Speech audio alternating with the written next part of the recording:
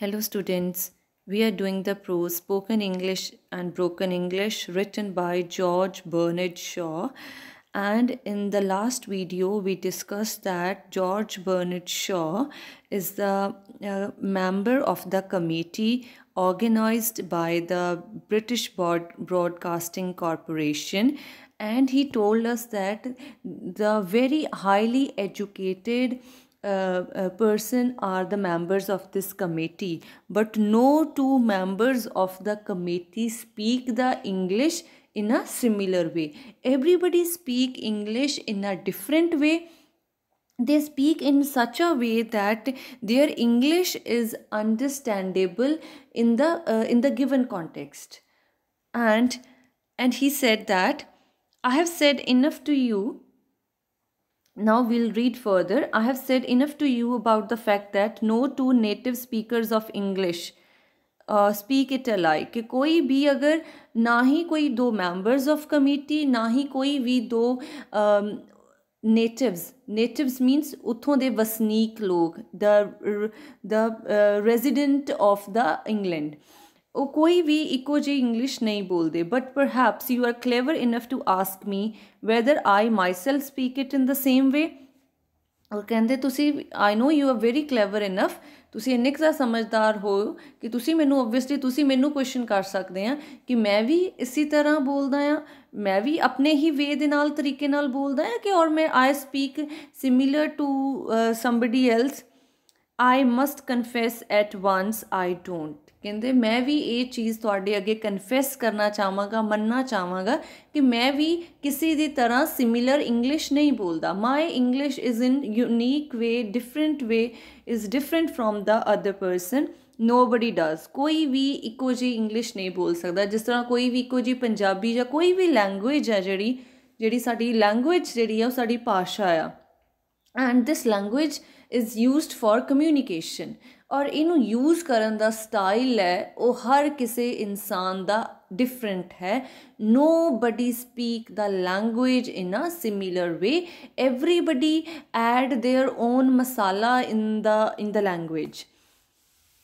I am at present speaking to an audience of many thousand of gramophonists. Who are gramophonists?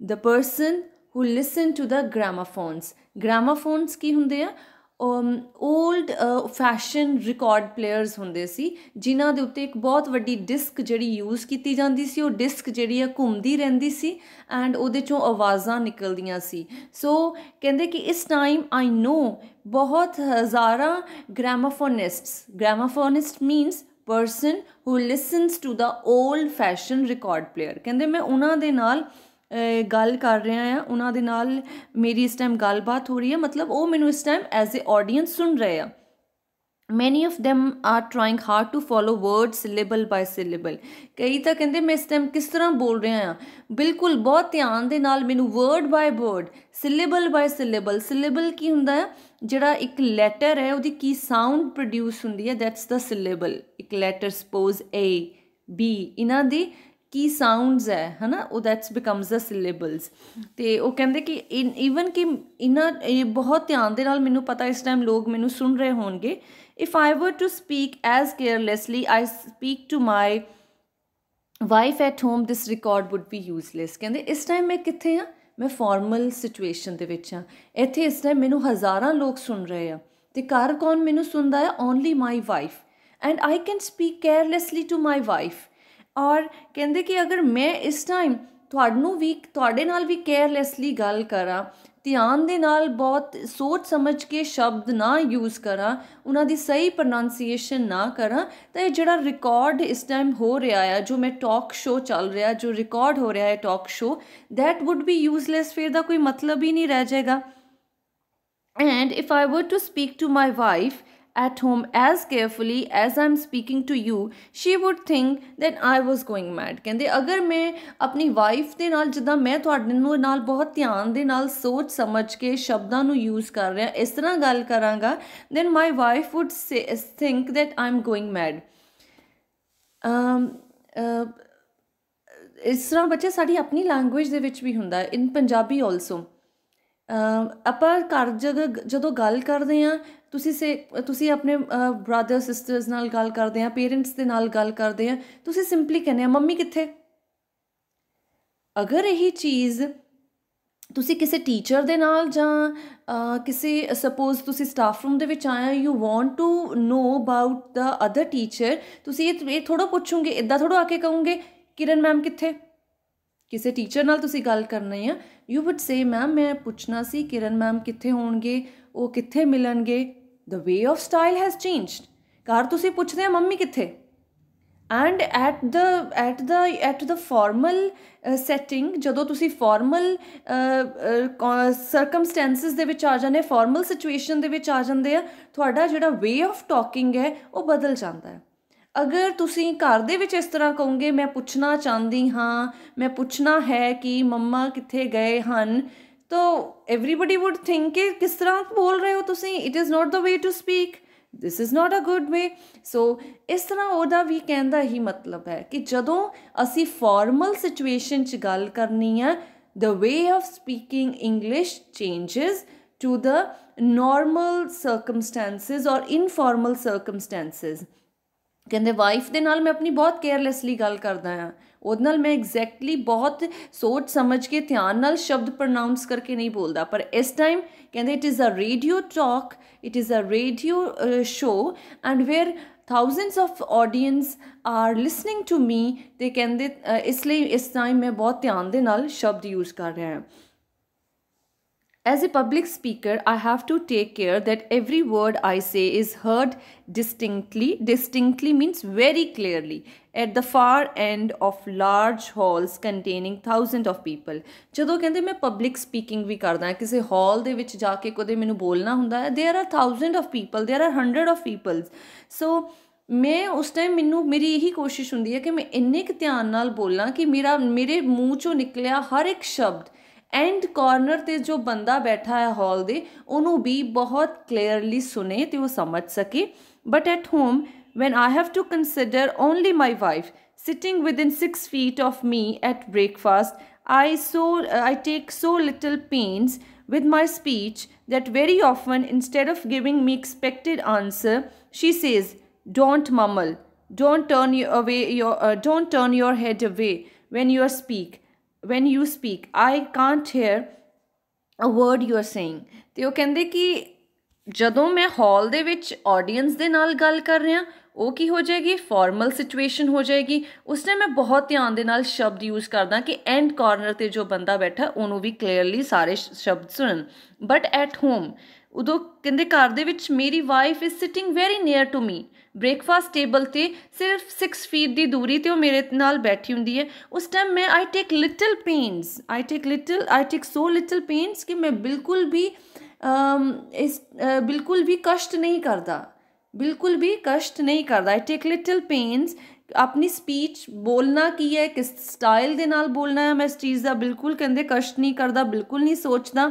ਔਰ ਜੋ ਮੈਂ expect ਕਰ ਰਿਹਾ ਹੁੰਦਾ ਆ ਕਿ ਉਹਦਾ ਆਨਸਰ ਇਹ ਆਏਗਾ, ਜਿਸ ਤਰ੍ਹਾਂ ਤੁਸੀਂ ਹਸਬੈਂਡ ਵਾਈਫ ਬੈਠੇ ਆ, ਹਸਬੈਂਡ ਨੇ ਆਪਣੀ ਵਾਈਫ ਨੂੰ ਕੁਛ ਪੁੱਛਿਆ, ਸਪੋਜ਼ ਉਹਨੇ ਪੁੱਛਿਆ ਕਿ ਵਾਟ ਇਜ਼ ਦਾ ਟਾਈਮ ਨਾਓ, ਅਤੇ ਉਹਦੀ ਵਾਈਫ ਨੇ ਐਕਸਪੈਕਟਿਡ ਆਨਸਰ ਕੀ ਹੋਏਗਾ, ਜਿੰਨਾ ਟਾਈਮ ਹੋਏਗਾ 9 ਵਜੇ ਆ 10 ਵਜੇ ਆ, ਉਹ ਆਨਸਰ ਹੋਏਗਾ, ਐਕਸਪੈਕਟਿਡ ਆਨਸਰ ਤਾਂ ਇਹੀ ਹੈ। ਬਟ ਉਹ ਕਹਿੰਦੇ ਐਕਸਪੈਕਟਿਡ ਆਨਸਰ ਦੀ ਬਜਾਏ ਕਈ ਵਾਰ ਮੈਨੂੰ ਮੇਰੀ ਵਾਈਫ ਕੀ ਕਹਿੰਦੀ ਹੈ, ਡੋਂਟ mumble means ਮੂੰਹ 'ਚ ਫੁਸਫੁਸਾਓ ਨਾ। mumble is when you speak inaudibly. Mumbling means when you speak unaudibly. Inaudibly means ਜਦੋਂ ਕਿਸੇ ਨੂੰ ਸੁਣਦਾ ਹੀ ਨਹੀਂ ਹੈ ਕਿ ਤੁਸੀਂ ਬੋਲਿਆ ਕੀ ਹੈ। ਔਰ ਉਹਨੇ ਕੀ ਨਾਲ ਉਹ ਕਹਿੰਦੇ ਮੈਨੂੰ ਕੀ ਕਹਿੰਦੀ ਹੈ, ਡੋਂਟ ਟਰਨ ਯੋਰ ਹੈਡ ਅਵੇ। ਜਦੋਂ ਵੀ ਕਹਿੰਦੀ ਤੁਸੀਂ ਮੇਰੇ ਨਾਲ ਗੱਲ ਕਰ ਰਹੇ ਹੋ, ਆਪਣਾ ਸਿਰ ਦੂਸਰੇ ਪਾਸੇ ਘੁਮਾ ਕੇ ਗੱਲ ਨਾ ਕਰਿਆ ਕਰੋ। I can't hear a word you are saying, ਮੈਨੂੰ ਕੁਛ ਨਹੀਂ ਸੁਣਿਆ ਤੁਸੀਂ ਕੀ ਬੋਲਿਆ। ਜਦੋਂ ਵੀ ਗੱਲ ਕਰਨੀ ਆ ਥੋੜ੍ਹਾ ਉੱਚੀ ਬੋਲਿਆ ਕਰੋ ਅਤੇ ਸਿਰ ਨਾ ਘੁਮਾਇਆ ਕਰੋ, ਮੈਨੂੰ ਨਹੀਂ ਸੁਣਿਆ ਤੁਸੀਂ ਕੀ ਬੋਲਿਆ। And she also is a little careless, sometimes I have to say what 2 or 3 times during our meal. ਕਹਿੰਦੇ ਮੇਰੀ ਵਾਈਫ ਵੀ ਇਸੇ ਤਰ੍ਹਾਂ ਗੱਲ ਕਰਦੀ ਹੈ। ਕਈ ਵਾਰ ਤਾਂ ਕਹਿੰਦੇ ਉਹ ਜਦੋਂ ਬੋਲਦੀ ਹੈ, ਕੋਈ ਗੱਲ ਕਹਿੰਦੀ ਹੈ, ਮੈਨੂੰ 2-3 ਵਾਰ ਉਹਨੂੰ ਪੁੱਛਣਾ ਪੈਂਦਾ, what did you say? ਕਹਿੰਦੇ ਇਸ ਤਰ੍ਹਾਂ ਮੈਨੂੰ 2-3 ਵਾਰ ਉਹਨੂੰ ਪੁੱਛਣਾ ਪੈਂਦਾ ਹੈ ਖਾਣਾ ਖਾਂਦੇ ਹੋਏ, ਕੀ ਕਿਹਾ ਤੂੰ। she suspects me of growing deafer and deafer though she does not say so। पर कहंदा मैनू लगदा है कि उन्होंने शक हो गया है। सस्पैक्ट्स मीनस शक हो जाना। कहंदे मैनू लगदा है कि उन्होंने शक हो गया है कि मैं बहरा हो रहा। I am growing defer and defer. Defer मीनस जिन्हां नू सुनदा नहीं है। सो कहंदे वो सोचती है कि मैं डेफ हो रहा है। एंड कहंदा मैनू कहंदी नहीं है। शी डज नॉट से so because now I am over 70 it might be true. कहते हुण मेरी इस टाइम एज 70 साल तो उपर है। हो सकता है सच भी होवे कि मैं डेफर हो रहा होवां, मैं बहरा हो रहा होवां, क्योंकि कहते कि इस इन्नी एज तो बाद थोड़ा सुनन की जिहड़ी पावर है घटनी शुरू हो जाती है। कहते हो सकता है सच भी होवे।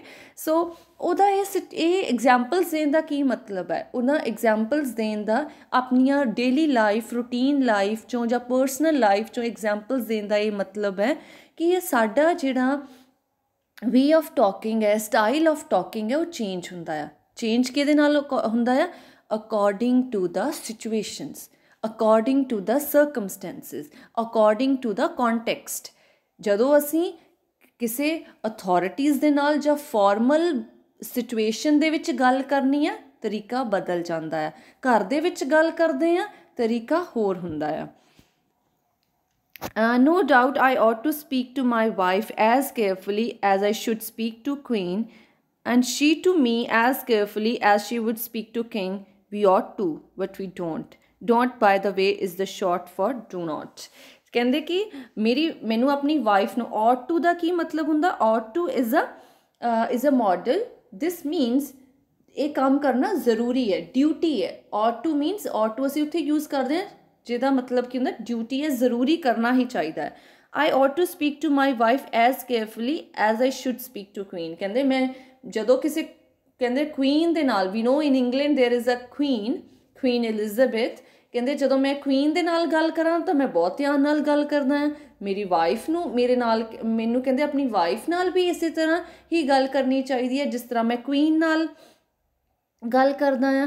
तो मेरी वाइफ नू भी मेरे नाल इदां ही गल करनी चाहिए है जिद्दां वो किसी राजे दे नाल, किसी किंग दे नाल गल करेगी। वी ought to साडे लई कहंदे करना ज़रूरी है, but we don't. then he says that don't, by the way, is short for do not। we in speaking we use this word very oftenly। असी do not बहुत घट बोलते हैं। don't go there, don't tell lie। असी do not word जिहड़ा है वो घट यूज़ करते हैं।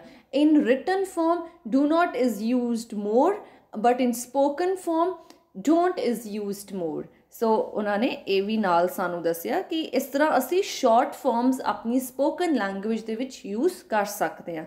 Spoken language is very different from the written one. We all have a company manners and home manners. Company manners असी कह सकते हैं कि जॉब रिलेटेड है ना, कि साडे घर दे विच साडा गलबात करन दा तरीका होर है। जदों असी किसी होर कंपनी दे विच हुन्ने आ, किसी होर जगह ते हुन्ने आ जिथे असी किसी हाई प्रोफाइल कंपनी दे लोगां दे विच हुन्ने आ, तां उत्थे साडे मैनर्स कहंदे अलग हुंदे आ। वी हैव सारियां दे अलग अलग हुंदे आ। If you were to call on means visit किसी दे घर जाना। A strange family and listen through a keyhole. कहते कि इफ यू वर्ड जे तुसी इदा कर सकते हैं, you can visit a strange family. एक फैमिली है जिन्होंने तुसी नहीं जानते, a strangers family. And listen through a keyhole की हुंदा है जिथों डोर हुंदी है, डोर दे विच असी की यूज़ करते हैं, ठीक है। ਉਹਨੂੰ लॉक लगाने ਦੇ ਲਈ ਉਹ थोड़ी ओपन ਹੁੰਦੀ है, तो ਉਹਨੂੰ ਅਸੀਂ की होल ਕਹਿੰਦੇ ਆ। ਉਹਦੇ ਵਿੱਚ ਹੋਲ ਹੁੰਦਾ ਨਾ, ਉਹਦੇ ਵਿੱਚ ਕੀ ਅਸੀਂ ਅੰਦਰ ਪਾ ਕੇ ਉਹਨੂੰ ਓਪਨ ਕਰ ਲੈਂਦੇ ਆ, ਦੈਟਸ ਅ की होल। ਕਹਿੰਦੇ ਮੈਂ ਤੁਹਾਨੂੰ ਸੁਜੈਸਟ ਕਰੂੰਗਾ you visit a strange family ਤੇ ਉਹਨਾਂ ਨੂੰ की होल ਦੀ ਥਰੂ ਸੁਣੋ ਕਿ ਉਹ ਕੀ ਗੱਲਾਂ ਕਰਦੇ ਆ। Not that I would suggest for a moment that you are capable of doing such a very unladylike and or ungentlemanlike thing।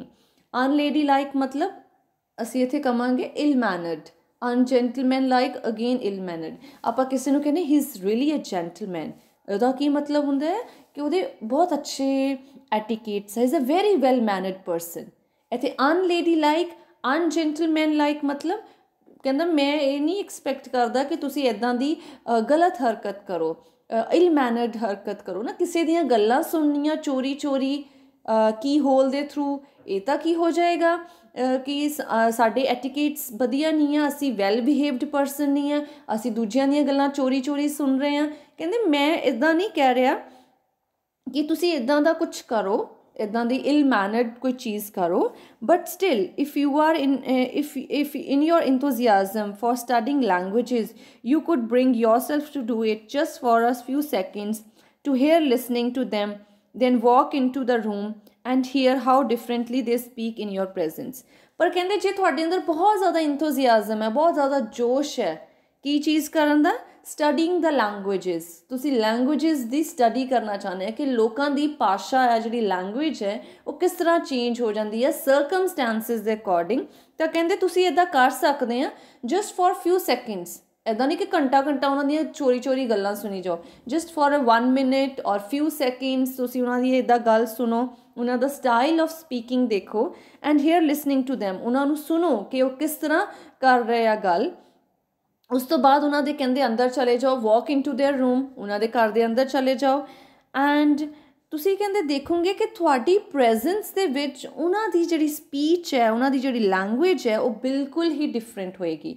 ਜਦੋਂ ਤੁਸੀਂ ਕੀ ਹੋਲ ਦੇ ਥਰੂ ਸੁਣ ਰਹੇ ਸੀ ਉਹ ਹੋਰ ਤਰ੍ਹਾਂ ਗੱਲ ਕਰ ਰਹੇ ਸੀ, but when you went inside the room and now you're listening to them, their way of talking is totally a different one।